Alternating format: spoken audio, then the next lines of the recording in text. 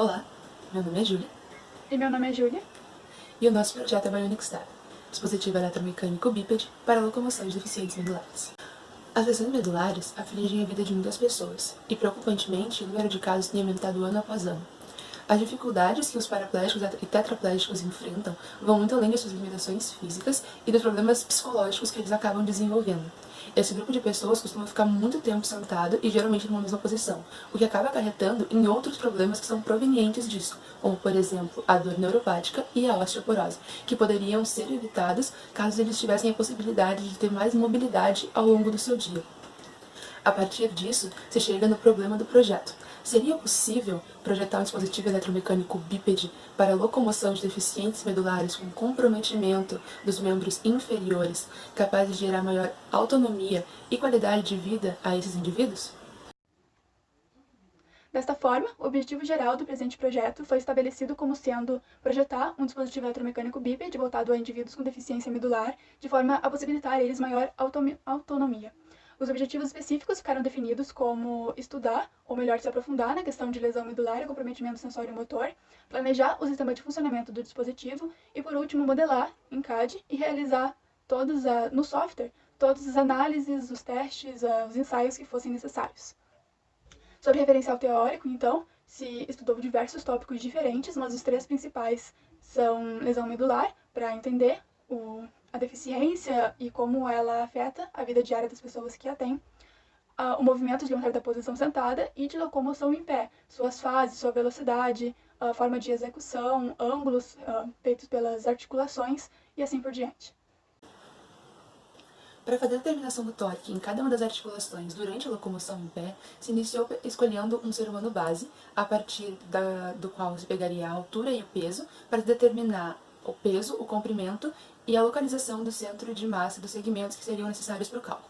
Após isso, se utilizou algumas bibliografias que forneciam esses resultados, esses torques para cada articulação, para que a gente pudesse fazer uma comparação no final com os nossos próprios resultados.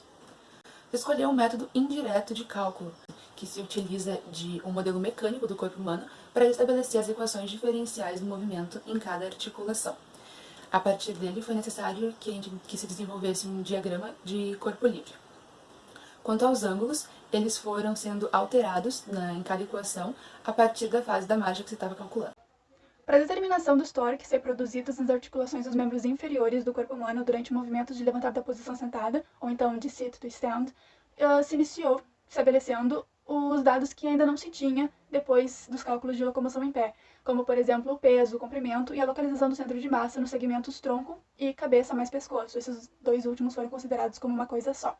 Em segundo lugar, se adaptou o diagrama que já se tinha, para que ele correspondesse à situação que se estava analisando, e então, para os ângulos, se escolheu a fase 3 do levantar da posição sentada, que é a fase de maior movimentação, e sabendo os seus ângulos iniciais e finais, se determinou 4 etapas para análise, considerando que o movimento durante o levantar, ele é proporcional, a angulação ela vai mudando de forma proporcional para todos os segmentos. Assim, então, foi possível realizar o equacionamento e logo chegar aos resultados que se estava esperando. Devido à relação entre torque e velocidade quando submetidos a um sistema de redução, tornou-se indispensável calcular o RPM que seria exigido dos motores. Para isso, se estabeleceu um valor na velocidade de marcha e, a partir dela, se determinou o valor mais alto, a rotação mais alta que seria exigida em cada uma das articulações. Iniciou-se então uma pesquisa sobre motores elétricos, os quais têm como principal vantagem o baixo custo, a fácil movimentação, a eficiência energética e a simplicidade de comando, além de, claro, serem o método mais utilizado quando se trata de exoesqueletos. Os motores elétricos podem ser divididos basicamente em dois grupos, os de corrente contínua e os de corrente alternada, os quais têm vantagens e desvantagens. Contudo, os dois apresentam duas desvantagens que são determinantes para o nosso projeto, que é o elevado peso e o elevado tamanho. Os valores de torque nas articulações dos membros inferiores durante o movimento de locomoção em pé e de levantar da posição sentada foram primeiramente organizados em gráficos para que se tivesse uma visão geral. Depois, eles foram comparados com outras bibliografias de outros autores que procuraram estabelecer as mesmas informações através de outros métodos e de outros parâmetros. Assim, pode-se notar que os resultados obtidos no projeto, eles, embora tenham apresentado uma certa discrepância com relação às comparações, eles ainda são satisfatórios. Para todos os fins, se demonstrou como, através da pesquisa e através dos valores obtidos, que Continuar o projeto projetando um dispositivo com a utilização unicamente de motores elétricos não é viável, uma vez que esses motores eles apresentam maior tamanho e maior peso de acordo com o torque que deles é exigido. Sendo os torques muito altos, realmente não vale a pena. Daqui em diante, deve-se procurar, então, desenvolver um sistema mais funcional do que esse. Com relação às pretensões futuras, então, pretende-se primeiramente fazer uma especificação mais detalhada do projeto, fazer uma pré-validação do protótipo, fazer o planejamento e a implementação do novo método de movimentação dos segmentos, projetar as articulações e o sistema de movimentação e então modelar o protótipo em CAD.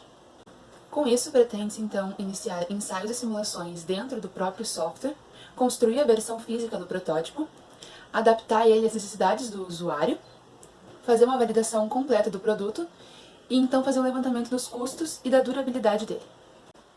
Obrigada pela atenção!